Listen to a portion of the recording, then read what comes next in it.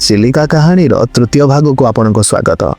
चिलिका ह्रद को साधारण डंगा बुला जगह बोली भावी भूल करंतुनी। आज जानतु चिलिका कूल लुचि रही भारतीय नौसेनार एक गुप्त साम्राज्य एवं एठारे बास करुथिबा एक प्रागैतिहासिक जीवनर रहस्य। चिलिकार केवल मत्स्यजीवी नहांती बरं एहार कूलरे रही भारतीय नौसेनार सबुठु गुरुत्वपूर्ण ट्रेनिंग सेंटर आईएनएस चिलिका। भारतर हजार हजार नेभी सैनिक एही ह्रदर पानी भितर ही देश रक्षार प्रथम पाठ पढ़ती, जहा चिलिका को देशर एक सुरक्षा कवच बनाई था।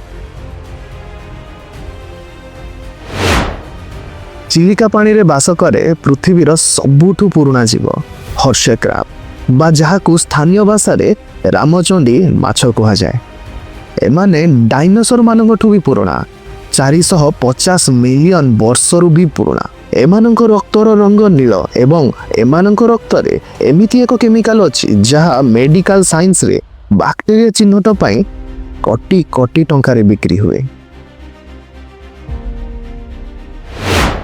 नलबण द्वीप को प्रति वर्ष शीत दिने प्राय 12,000 किलोमीटर दूर साइबेरिया एवं मंगोलिया रु लक्ष लक्ष पक्षी आसंती।